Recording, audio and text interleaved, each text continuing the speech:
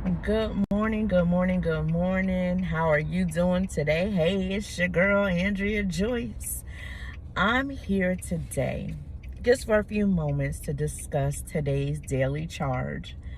And we're coming from the book of Psalms. We're coming from the 23rd chapter, the 3rd verse. It says, "He restores my soul. He guides me in the path of righteousness for his name's sake." So I just wanted to talk for a few minutes and just say that, remember yesterday we talked about rest. Not only does your body need rest, not only does your mind need rest, but your soul. All the things that you go through beat up on your soul. The soul is your heart, minds, and emotions. I think I said that right. If I didn't, trust me, I will come back and redact that statement. Proceed to the route. However, he restores your soul. What the rest that you get enables him to do is to quiet your soul. There's so many things that we go through in life. Whether we go through physical issues, mental issues, emotional issues, spiritual issues, financial issues, relational issues, personal issues, public issues, private issues, psychological issues. There's always things that we go through. Some not bad, some worse than others, and some major. There's some traumas we have in our lives. God lets us know that in the rest that we get, he restores our soul.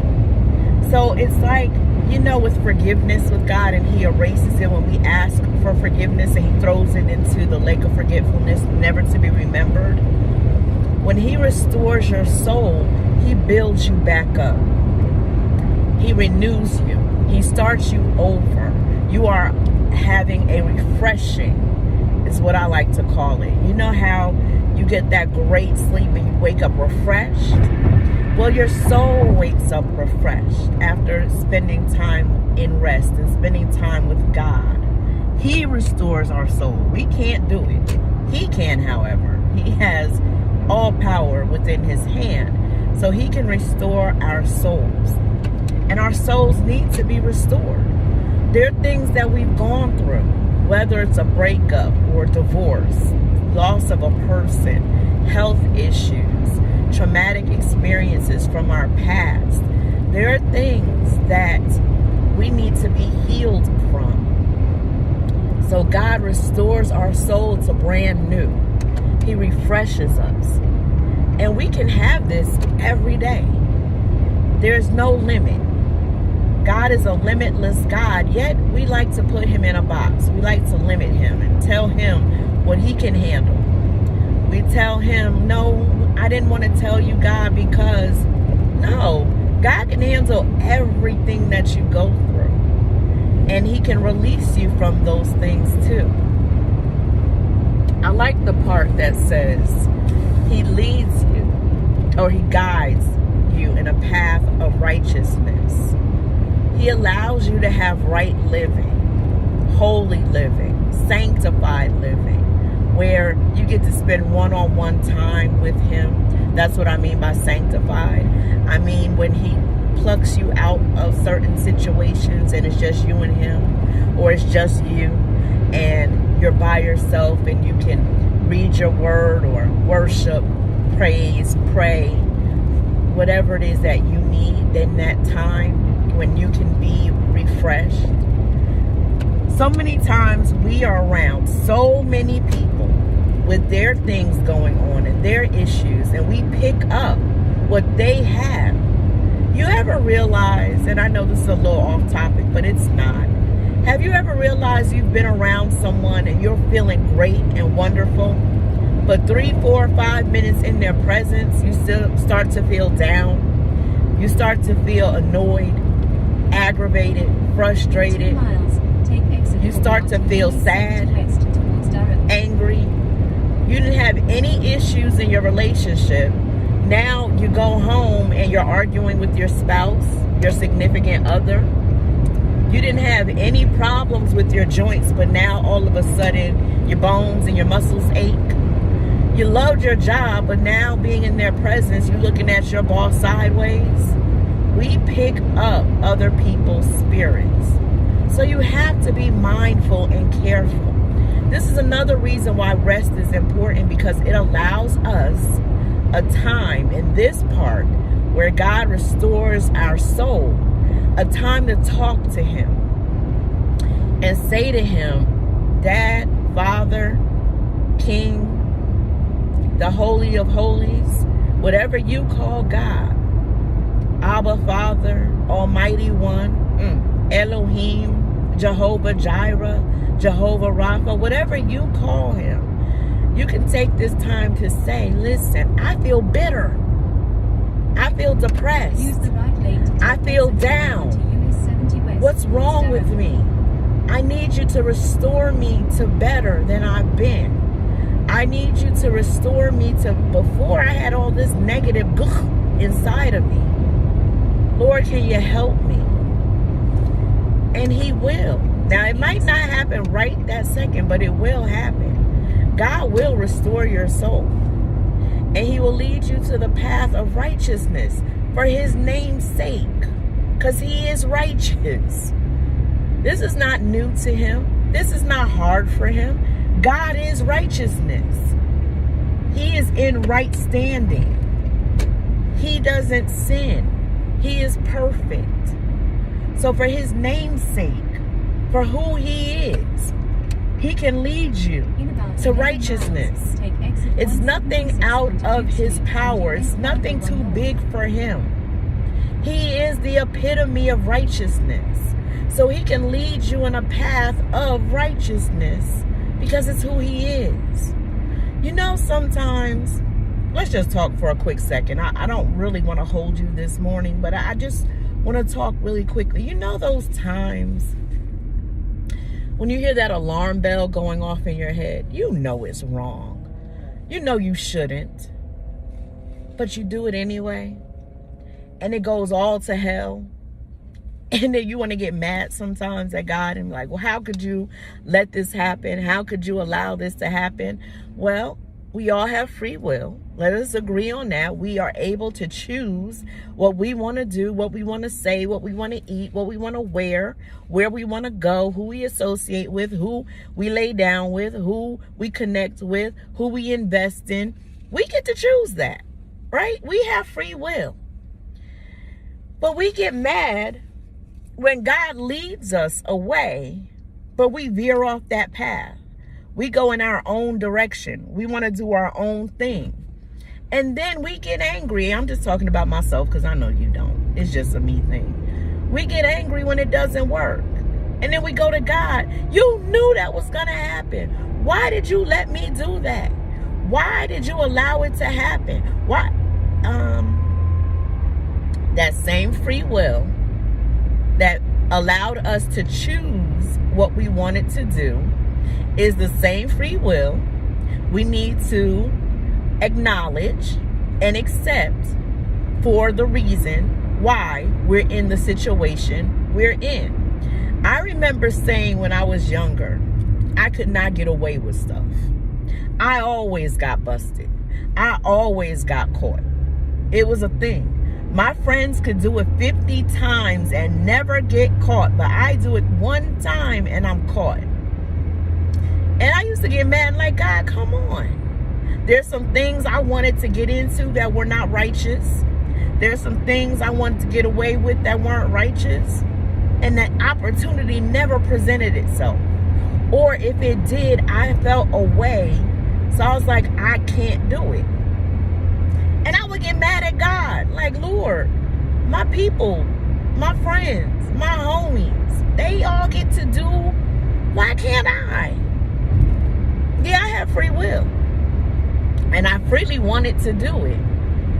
But there's some things, some people that have been called to righteous living. Now, that doesn't mean perfection. That doesn't mean you'll never sin. That doesn't mean you'll always choose the right path. You'll always do the right thing. That's not what it means. But in your heart of hearts, you know to only go so far. Some like to test the envelope a little bit. They like to push. I can't talk to that. I'm talking about those of us who have been called by God. In some way or another, we answered that call. Whether it was reluctantly or if it was, okay, let's do it, let's get it. That was never me. I'm the reluctant one. But we answered the call, and God is like, okay, now because you've answered the call, there's only certain things that you can do. If you go beyond that, there's going to be consequences and repercussions. You might not want those consequences and repercussions. Trust me, been there, done that, wrote a book about it. My thing is this: as he's leading you to the paths of righteousness, listen to him. I'm not going to tell you you're always going to knock it out the park. I'm not going to tell you that realistically you're going to do everything God asks you to do, everything he tells you to do, when he asks and tells you to do it. My goal this morning is just to say to you, listen to him. Listen to that warning bell. Listen to that still small voice we talked about yesterday. Listen. And then when you hear it, go on and obey. Because what I've learned from my life, there are things that, and I'm ready to cry because it's so unfair sometimes. There are things that God has called me to do. And no matter how I walk away from it, no matter how I say I quit, I'm done, I'm putting it down, I'm not doing it again, I'm going to live my life, and I'm going to live it loud and proud and do whatever I want to do and be responsible or accountable for no one. I find myself right back at the spot I was at where I was supposed to do whatever it was I was supposed to do. I find myself right back there. Like I didn't go off and put stuff down and quit on it and cry about it and throw a tantrum about it. I find myself right back doing the very thing that he asked me to do. Here's the thing though. Time has passed. And this is what I'm learning. If we would obey God, and this is on topic even though it seems like it's off. If we were to obey God when he gave us an assignment, when he asked us to do something, when he spoke into us, if we were to do it right then, if we were to say yes and get it done, time would not go past. So what I'm saying is, if we did it right then, instead of walking away and doing what we wanted to do, 2 weeks wouldn't pass. 3 weeks wouldn't pass. 4 weeks wouldn't pass. A year wouldn't pass. 10 years wouldn't pass. We would get it done right then and there, and we could move on to what's next.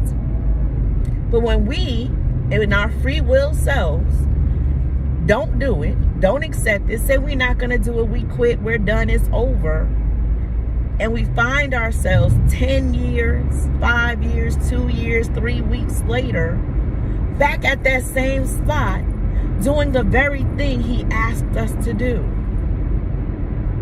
Here's the thing about free will. Yep, you get to choose what you want, when you want, how you want it, why you want it, all of that. But there's some called people. God is not going to let you be at peace. He's not going to let you rest.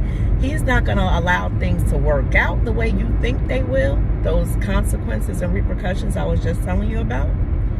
Until you do what he asks you to do. He doesn't need us. Like, he's not beholden to us. Like, oh my gosh, I've got to have them. See, this is for your life. The things that he's asking you to do actually help you too. They help your family, they help your friends, they help your legacy, they help people to come in your life. Because he could choose somebody else.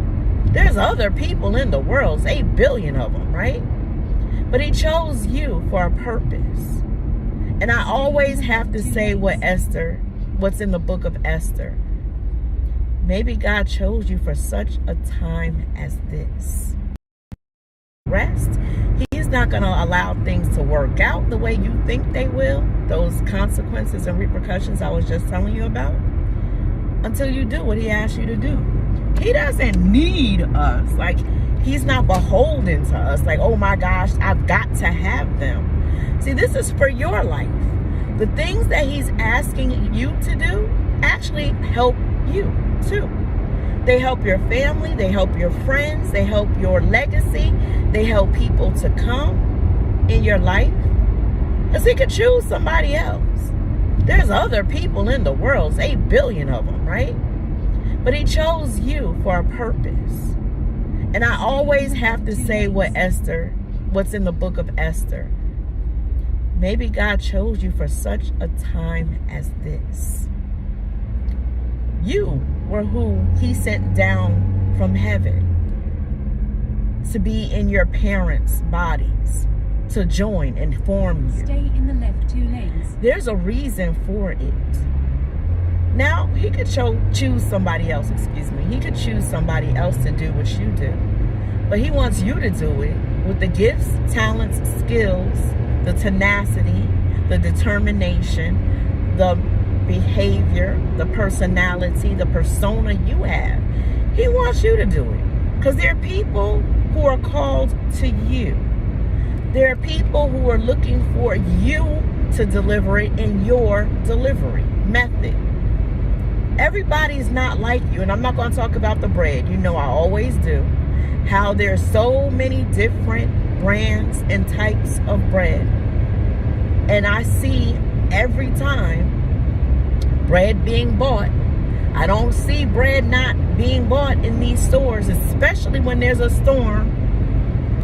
God forbid, the weather says it's going to be a storm coming. All the bread is bought.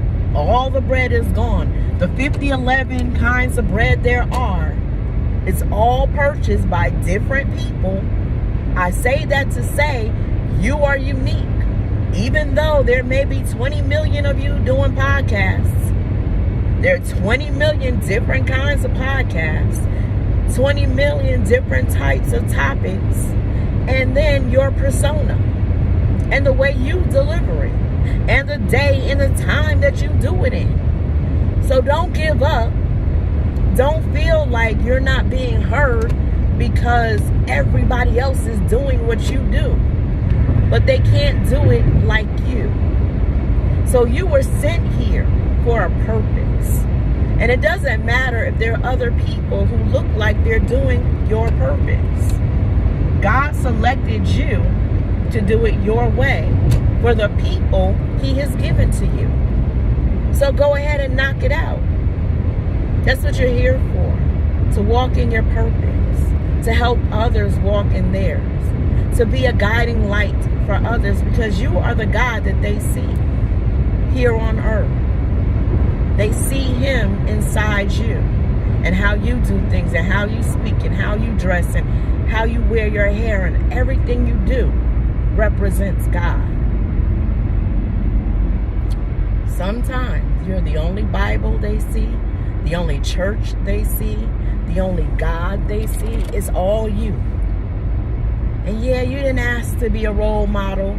You didn't ask to have people staring at you, judging you, wanting to be around you. Every time you go somewhere, somebody's got to talk to you.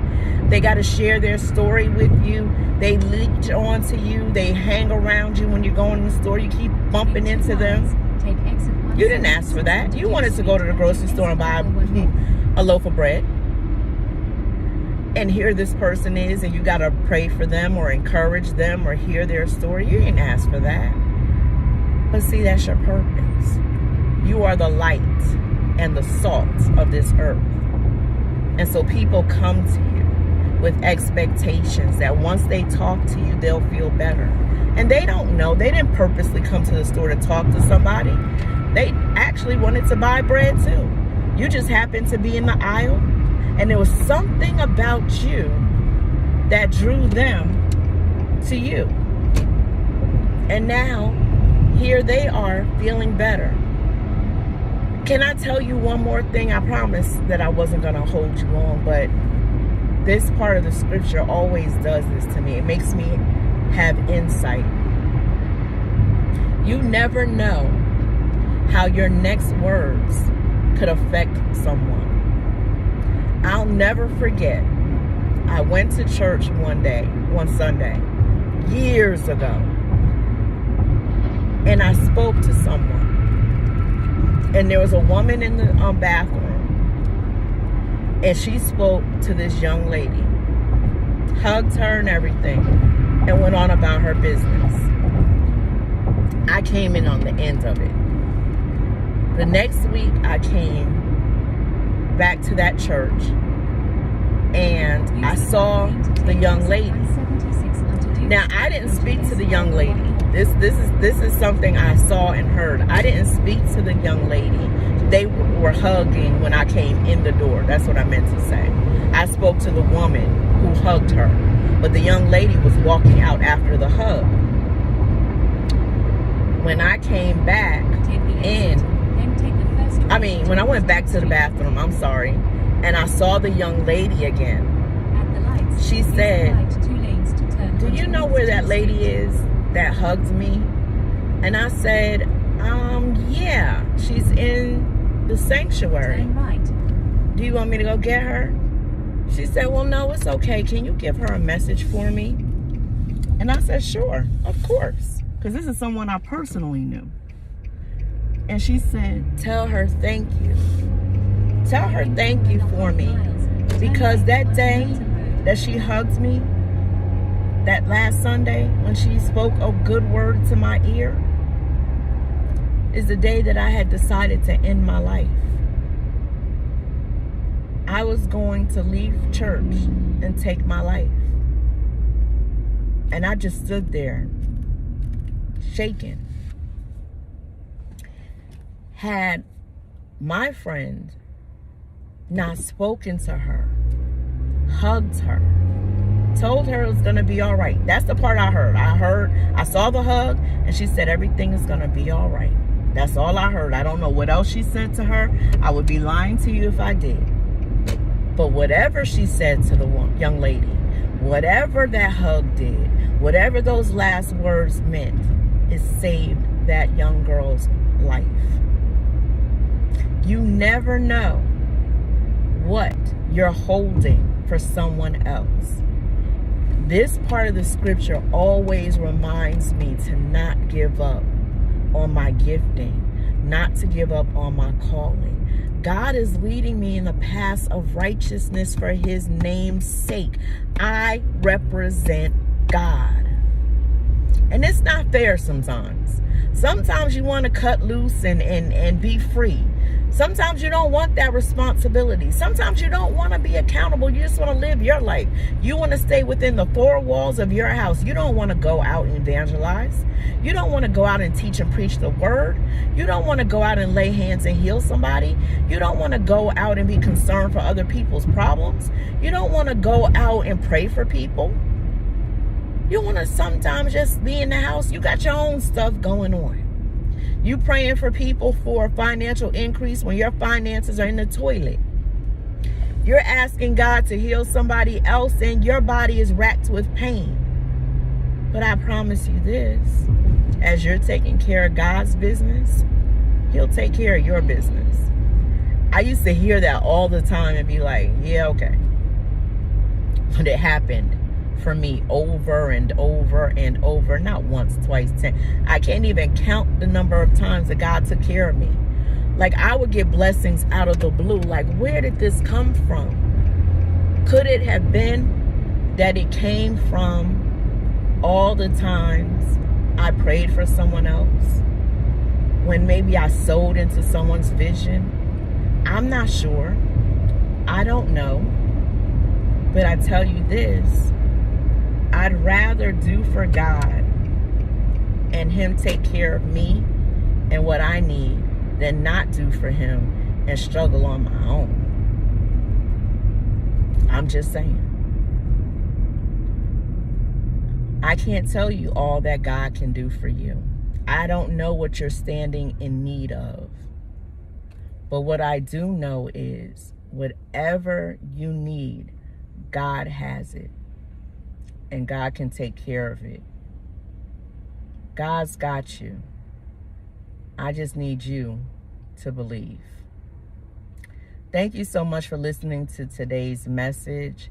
I know it seems like I was all over the place, but I was just given a word to share with you. And I wanted to share it with you the way that I needed to share it in the time that I was allowed to share it. So I want to say to you today, be blessed. Turn right. Have then a take the wonderful first right. day today. And remember, don't give up on your blessing. Don't give up on your gift. Seek God. Talk to Him. Allow Him to pour into you today. Allow Him to refresh your soul, to restore it to better than it's ever been, to restore it to better than it was. Let go of some things. Give it to Him. Those stresses, those worries, the fear, the doubt, give it to God. Let Him handle those things. And you believe that He can take care of you because He can, and He cares for you. So let Him do it, okay? I'll talk to you soon.